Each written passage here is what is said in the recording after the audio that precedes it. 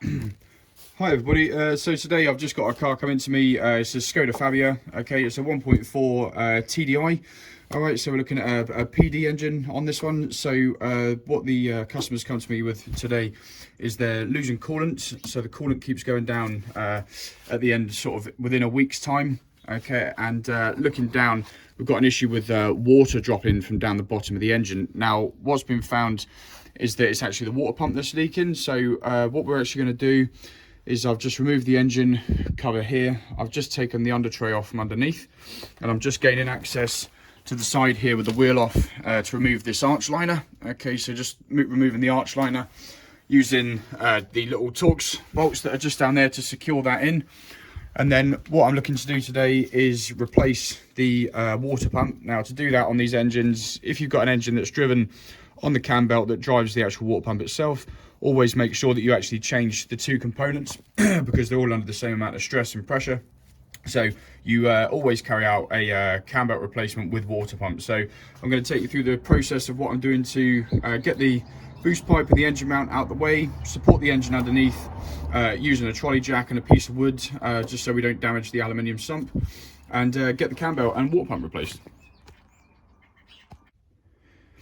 Right then, so just coming underneath with the wheel off and supported, I've just got an axle stand under here on the subframe, and then underneath here I've just got my trolley jack with a piece of wood that's supporting on the bottom of the engine. The piece of wood is just placed in there because the aluminium sump is really soft, so we'll be really careful not to damage that. And obviously what we need to do is when we take out the engine mount from up the top, we're going to be supporting the engine on this side here. So just a piece of wood on this section above the trolley jack. That supports the soft aluminium, and then we can continue with the next point. Okay, so next thing I'm going to do is just take off the boost pipe here, just coming onto these clips. So if I just place my tool just over here, these are really handy plier sets. These, if you've got one, you can just use these, little cable coming up, and then you've got two jaws at the end, which just go between those two. They squeeze up the clips, and then you're able to just take that off. So really handy, but I'm going to need two hands to do that, so I'm just going to go ahead and remove this next. Just to show you, so using these little tools here, they're really good. So the cable just comes up and they just compress these clips that could be really sort of troublesome using pliers and things. You can slip off them and what have you, but these are really secure. And then all you've got to do is just compress the pliers. If I can just do that with one hand and then release that tension there, that just pops off, and then the clip's just left behind, and then you're able to gain access and obviously sleeve this section of the boost pipe off from this plastic housing. The plastic housing can come out, and then we gain access to this section here, which is our engine mount. Right, so with the pipe removed, just bear in mind that these are turbo boost pipes that come off of here, so we don't want any risk of anything falling into these boost pipes. Okay, so it can't go into your force induction system, so just pop a rag or some blue roll in there just to keep those well protected, and then nothing, you know, like a nut or a bolt or a screw head or anything at all just can't fall into those pipes and then cause any internal damage. So just make sure that you cover those up. And then you've got good access down here to the engine mount. So if you want to, you can just remove the expansion bottle. Okay, if not, you can get a wobbly joint, so a UJ just on this locking nut here, and then we can gain access to these points. And just bear in mind that straight down here, this cable that comes off, we've just got a main earth strap that comes off there, so make sure that that goes on. Main earth straps are going to be things obviously for all your electrical systems, just to make sure that they can ground and complete their circuits. So if you have any grounds, just make sure that you make a note of that and make sure that you pop that back on. Okay, so what I've done now is I've just come over, removed this engine bracket here. So as you can see, we've got 3 bolts over here. This 13mm nut that sits on top of this bolt here is just for that main earth strap that I showed you earlier. So just screw the nut back on so that you don't lose it or misplace or get confused where the bolts go. And then over here, just another 16, because these larger ones are all 16mm. And then you've got another 16mm that just sits up here. And again, just pop the nut back on the stud, just so you can't lose it. Then you can set your engine bracket just to the side. And then as you can see, that gives you quite a nice sort of access, loads of room and movement to actually come over to the cam belt cover and access that. And all we've just got is a couple of clips just around the back, just so we can get this cover off here. And then if we just come over, we've then got the lower bracket, which we'll take out, as there are securing bolts just down the side. So we'll raise the engine and we'll lower the engines just so that we can access those bolts. Right, okay, so you can see the top covers removed for the timing belt, and it shows you on here, these are your tensioner settings. So when you tighten and replace the tensioner, you tighten it to 20 Newton meters and then 45 degrees following on. So we're not quite there yet, so we've just taken that top cover off. We can see that we've got the cam pulley just up here. All right, and then down this section here, so the pulley just beneath the cam pulley, we've actually got the tensioner. So if I just move that pipe up slightly for you, we've got a 13mm lock nut. We've got a hex key select section here, and that's for turning clockwise so that you can actually retighten your tensioner when you replace it. And then just at the back here, we've got this tiny window and a little arrow. Okay, so when you turn this clockwise, when you put your new belt on and your new tensioner, that arrow there, as you turn clockwise, that arrow will move just to the right hand side.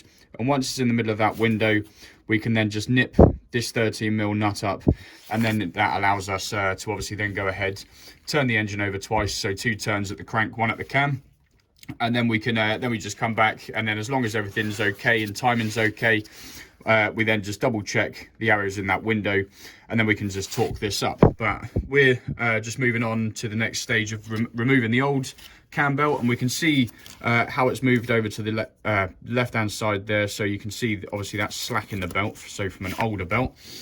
So we're just going to move down to the bottom with the arch liner removed. So if you see this component here, this is your intercooler, so that's for your boost pressure.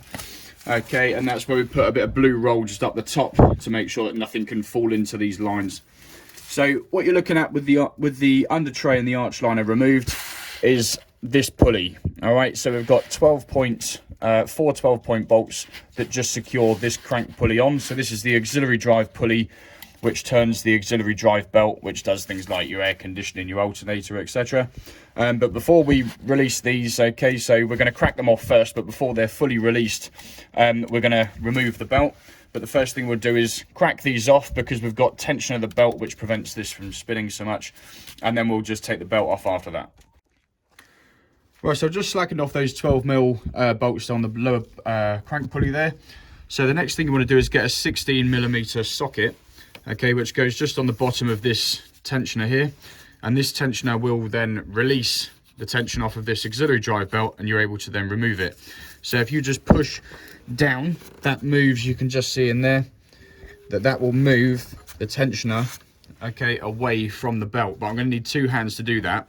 But like I say, if you just get your 16mm socket on the bottom there, and then on your bar, and then just push towards the front of the vehicle or in the clockwise direction, that moves the tensioner away, and then you're able to take that belt off. Right, so moving over to just get this part of the engine mount out. Okay, so what we're looking at is over the top here, we've got a bolt at the back, okay, that goes into just a small sleeve recess at the back there. And then we've got another bolt that just sits in here. They're all 16mm, and I've just slackened those off. And then we've got our final engine mount bolt up here. Okay, so we've got the other 16 just in here, which I've also just slackened off. And then once they're released from there, you're then able to have the engine mount that's secured to the engine itself. You're able to then obviously, once all removed and loose like that, you're then able to just take the bolts out completely, and then we can slide this one up because there's quite a lot of space, and just take that engine mount away. So the engine mount's out, and now we've got access just coming all the way around the cam belt assembly here, and then we've got our lower pulley to come off next, and this next timing belt case, little cover over here, just secured in by some 10mm. So I'll take you through the process for removing that. As we can see just down here, this is the actual unit we just removed for the engine bracket. So this is the one we saw at the top, and then this one here, as you can see, 1, 2 and 3 16mm, and this was the one at the bottom I just showed you as the last one to remove. So back down to the lower pulley. Okay, I'm just taking the last one of these 12-point bolts out. And then what you've got left behind there is just wiggle it from side to side, and then this pulley just comes straight off the crank, and then you can lower that one down and then gain all the access you need to the last casing, secured in with the 10mm bolts. So you've got a top section there to do first, and then this lower section comes off after, but it doesn't matter which way round you remove those 10mm, you just keep that together, and then we've got access to behind to get hold of the actual cam belt. Oh, I forgot to mention earlier that you just make sure that you take off the auxiliary tensioner just over here. So you've got 3 13mm bolts on this. So if you just release those out of there, and then once that's released, it basically gives you full access to remove that lower section, or that cover for the cam belt, because otherwise it just snags on this tensioner, and then you're unable to remove it. So once that's removed, you can just see there the cover comes off, and then that's just ready for us to move on to the next stage. And we can just take our tensioner and just pop it down here with our other bits and pieces, and then we've got both of our timing belt covers here. Okay, so once you've got both of the timing belt covers, obviously we've got the auxiliary tensioner, the lower crank pulley, and then we've got both engine mounts just there. Okay, and then moving on, we've now got full access to our cam belt. So what we're going to do now is go down to the crank. We're going to turn it around and basically just time up the engine so that we can lock it all up. So we're going to put the number 1 piston to TDC, which is top dead center. And then what we can do is place our locking tool in on the crank at the bottom there. And then basically this little crown here sits almost pretty much vertical. And then we've got a little locking window over here, which aligns a locking pin so that we can lock the cam pulley into the cylinder head. Okay, so now that we're at the bottom of the engine, I've just popped our crank locking pin just in here. So this locking tool from Volkswagen Audi just slides over the crank pulley, and it just slides over basically just a number of those teeth, and you just slide it straight over, and then you've got a little pin at the back here, and all that does is just lock in to a pin on the back here. So a little recess just on the back there, and that just locks in. You can see it just sliding along like that, and then the little pin at the back just goes in. What that does is that locks it up, and you can see just in here where you've got the marker on the locking tool, and then you've got this small indent on the crank pulley itself, and those two line up. And then what that does is that prevents the crank pulley from being able to turn anti-clockwise or clockwise, and it holds the crank in the correct position. And then as you come up to the top here, you've got this tiny little lug just at the back here. Now this lines up and locates with that little window just on the back of the cam belt casing there. All I've done is just made a couple of indication marks just to make it a little easier to see. You can see that this section here basically lines up at the top of the pulley there. And then we've got this locking pin. If you don't have one of these, you can use a 5.7 or a 6mm drill bit. And what that does is it just locates into the cylinder head, and then it locks this pulley still. And then you can keep the cam and prevent it from the actual camshaft from turning. And then just having that locked in there, so you know you've got your cam locked, and you know you've got your, see it down there, just your crank locks down there with that tool. And then the next step you're going to move on to, now that this is all locked and we're safe to go ahead and just release this locking nut on here. Okay, and then what will happen is the tension will move in the anti-clockwise direction, slackening up the belt, and then we can go ahead and replace our water pump that obviously is leaking, as we said earlier, and the idler down the bottom there. So new belt, new tensioner, idler, and water pump, and then some fresh coolant for the engine as well. And then that will prevent the leak and have the car fixed. So let's move on to the next stage. Okay, so just taking the belt off, you can just see the belt down here with the tensioner and idler. Okay, so what I've done is just taken the belt off after slackening off the lock nut down here on the tensioner. And then all I've done is, once I've removed the lock nut on the tensioner, that just slackens off, and then you're able to basically just wiggle the belt forwards. And then from there, you've got the little idler that sits just on this stud down here. And then the last point we're going to come to is, if I can just show you nice and clearly, is on the water pump. So So as you can see on the water pump here, we've got 1, 2, and if I could just show you the third bolt that just goes in the bottom there. Okay, they're all 10 mils. Now once they're out, what you want to do is have yourself like a little reservoir bucket underneath, because all your coolant is going to flow out of there. Okay, so once you take that off, that's going to expose all the coolants just be able to flow out. And then obviously that's going to allow you access to clean up the water pump housing and fit your new one. But once I get that off, hopefully we've got a nice telltale sign for inside for what's wrong with it. It's most likely just the O-ring that sits inside for the seal, and it's just not sealing anymore. That's why it's dripping out the bottom of this, as we sort of diagnosed when I saw the lady the other day. So let's take that off and we'll find out what's actually happened, and then we can get the new one put on. Okay, so just taking a look at this water pump now that I've just taken it out, you can see that the seal all the way around has all sort of become unbonded, and there also looks like there's some like silicone all around here. Okay, so the seal itself has obviously been leaking before, and it's got all this silicone around it as well, which doesn't look like it's responded very well with heat.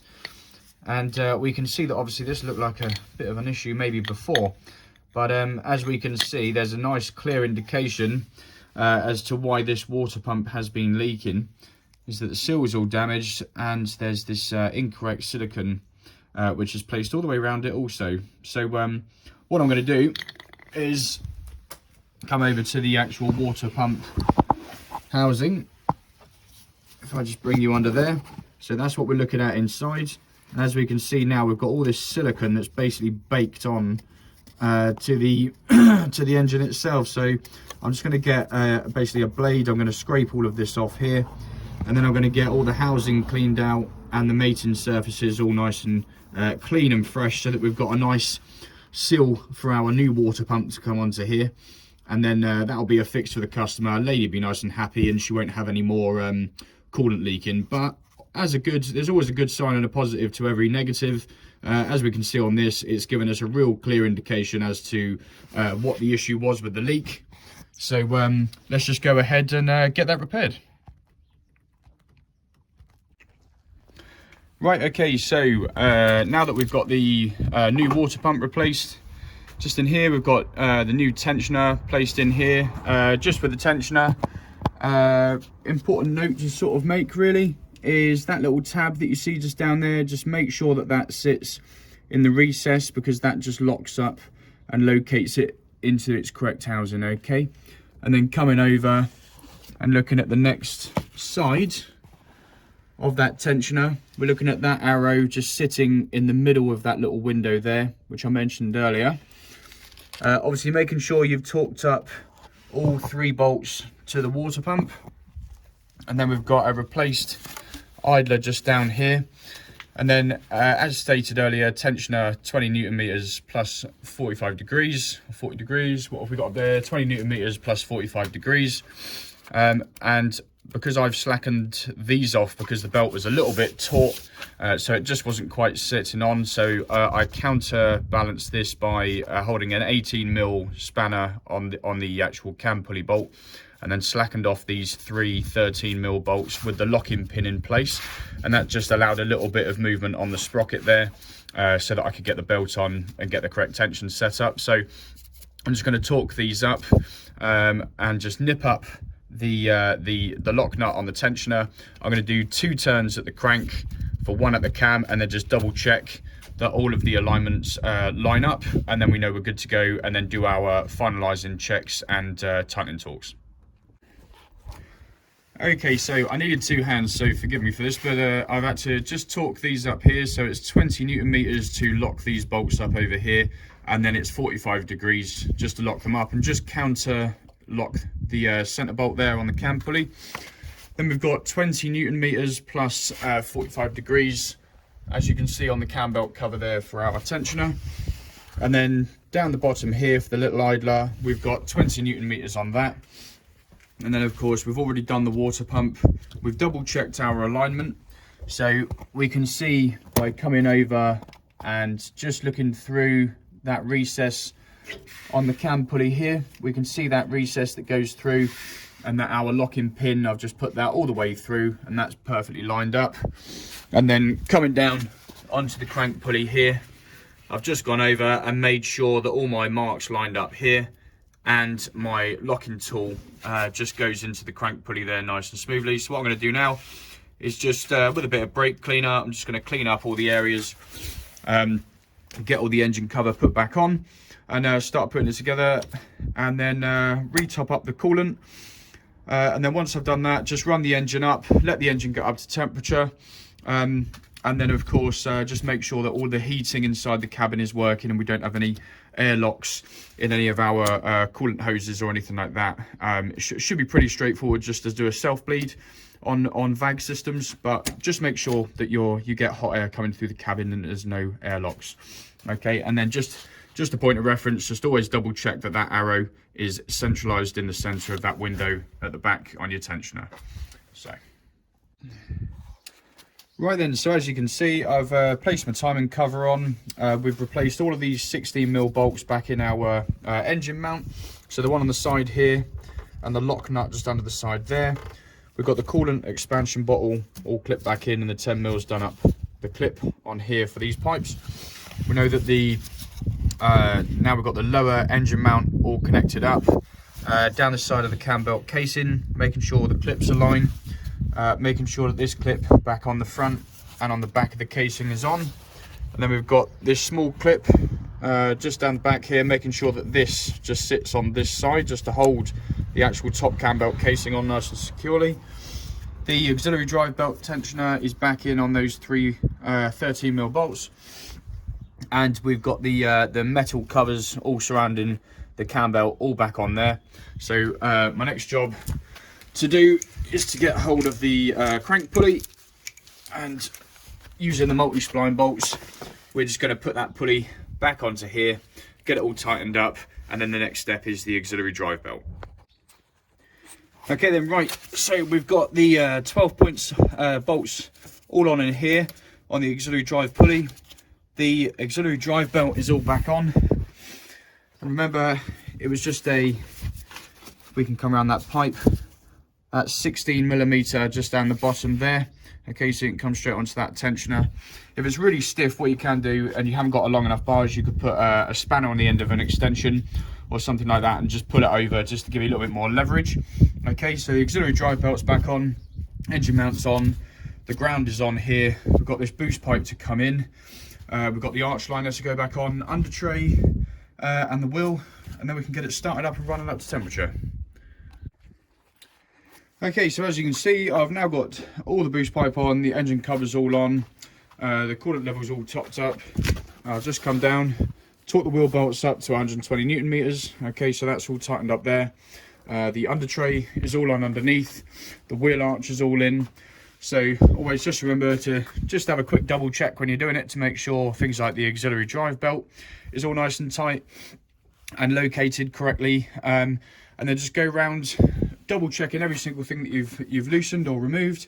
Make sure that you don't have any components left over or left around, and then of course once you're done, you can start the engine up, let the vehicle get up to temperature, and just make sure that you've got hot air passing through. So like I mentioned earlier, just to make sure there's no air locks. And yeah, I hope this video is really helpful for you. Please like, subscribe and comment, and thanks very much for watching.